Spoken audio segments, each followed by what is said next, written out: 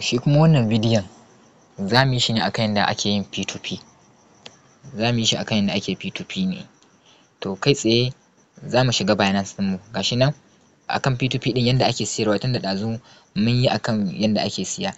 To kai tsaye in muka shiga home, misali ko da tana home sai mutum ya taɓa wallet. A spot wallet ne mutum zai ga adadin USDC ɗin shi. Misali USDT ɗin shi. To sai ka taɓa USDT ɗin. Misali okay, ba taɓa USDT ɗin za ka yi ba. Kawai kai tsaye sai mutum ya taɓa transfer nan. In ya taɓa transfer, to ɗazu mun yi ne daga founding zuwa spot. To yanzu kun ga daga spot za mu yi zuwa founding. Kawai sai mutum ya taɓa alamar BTC ɗin nan sai ya zaɓi ga USDT ɗinsa nan, sai ya sa ta maximum, sai ya danna confirm transfer. To ya gama sai ya koma founding wallet. Idan ya koma founding sai ya taɓa P2P ɗin nan. So a nan idan mutum ya taɓa P2P, so sell zai yi. Kun gani sell. Ɗazu ai buy muka yi, mu muka siya, to yanzu sell za mu yi. Kun gani sai mutum ya filter. Mutum ya mene ya filter. To kafin nan idan mutum bai taɓa yin P2P, bai taɓa yin adding account ba, so yana buƙatar ya taɓa nan profile ɗinsa.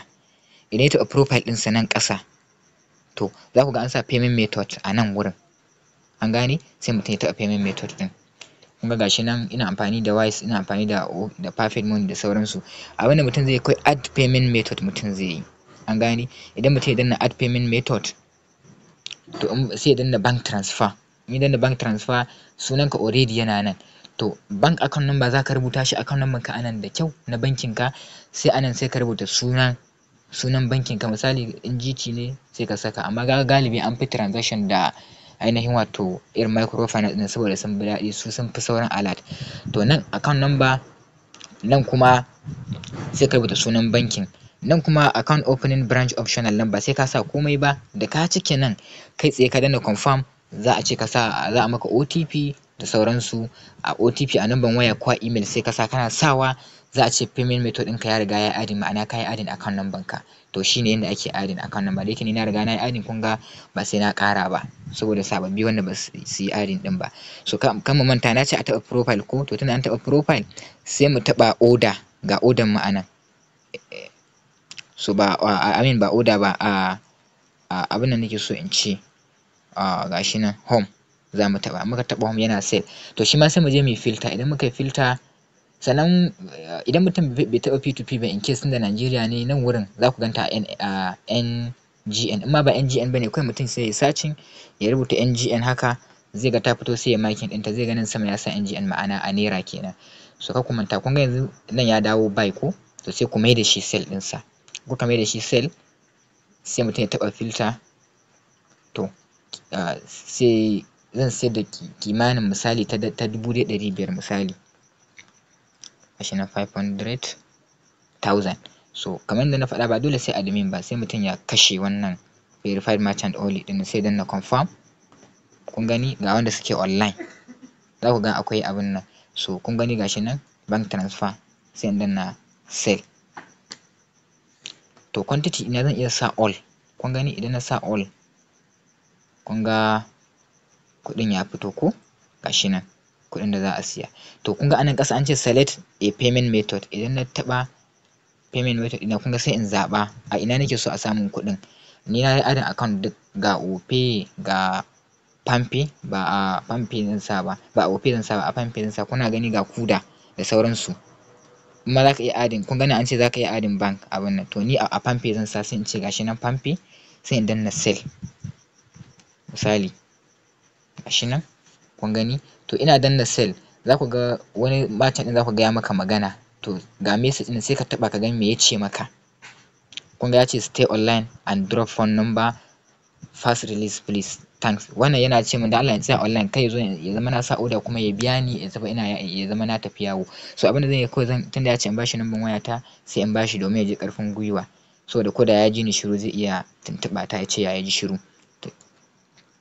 Misali gashi nan zan bashi number wayana, kuma zan gaya mai cewa ma I am available to release ASAP. Kun gani? So na gaya mai nima ina available, zan saki dalar nan take ba tare da na ɓata masa lokaci ba.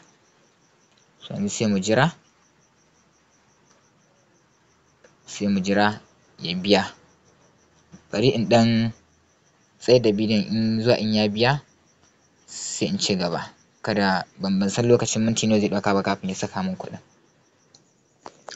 Yauwa bayan na tsayar da bidiyon ya biya ni, yauwa za ku gani zai ce ya biya ni. Idan ya ce ya biya za ku ga nan wurin payment receipt an sa payment receipt za ku ga yayi yellow. To kar ka kuskura ka danna sai ka je ka tabbatar da account ɗin da ka bayar cewa kuɗin sun shiga.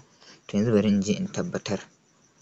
Yauwa ba cewa ya bada ba zan sake ba. Yauwa kamar yadda kuke gani gashi nan na shiga receive cloud orbit gashi nan kuɗin sun shiga daidai 558,620 har da ɗigon 49 ma ɗan matan nan ya saka. So kamar yadda kuke gani bari mu yi minimizing.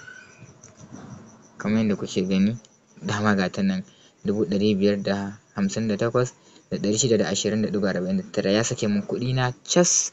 Ni ma sai in sake mai ainihin wato dalarsa sai in danna nan payment receipt. Kun gani nan a option ne guda biyu gashi nan I have received and verified the payment. Yauwa kuɗi na sun sauka kuma na tabbatar, sai in danna marking sai in danna confirm and release. Yauwa gashi nan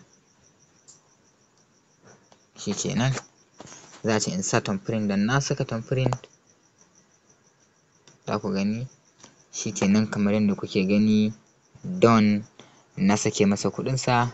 To yanzu kun gani mun yi bidiyo akan yadda mutum zai siya kuma da yadda mutum zai siyar. Saboda da yawan mu yanzu da za a ce mutum an bashi kyautar dala a Binance, wani ka ce ka bashi minti 30 ya siyar da ita ba tare da ya nemi taimakon kowa ba, to wallahi wasu da yawa sai dai suna kallo inda za a ce za a iya kwashe ta a kwashe ta. So yanzu yanda ake P2P kenan a sauwaƙe ba wani kashe kai. Yauwa sannan a dinga kiyayewa duk wanda kuka yi P2P da shi ka tabbatar da ko ya ce maka ya tura kar ka sake ka tabbatar da ka duba alert ɗin account ɗinka ka ga kuɗin ya sauka. Sannan wurin P2P ina ba da shawara kada mutum ya dinga sa account kamar su GT da UBA da waye. In za ka yi P2P harka in dai a online ne ka dinga amfani da microfinance irin su Kuda Bank, su Palmpay da su Opay da su VFD da su Moniepoint. Su ne ana sama kuɗinka za ka gani ka ga ba tare da so yanzu ka ga za a iya sama kuɗi a GT ka daɗe baka ji account ba. So da nan muka kawo ƙarshen bidiyon mu da yanda ake P2P a Binance yanda kai za ka siyar. Dan Allah kada a manta a danna mana subscribe kuma a danna alamar ƙararrawa domin in mun saki wani bidiyo mai amfani nan gaba. Kuna tare da Shuraim Tech YouTube channel. Sai anjimanku muna godiya da kallon bidiyon mu.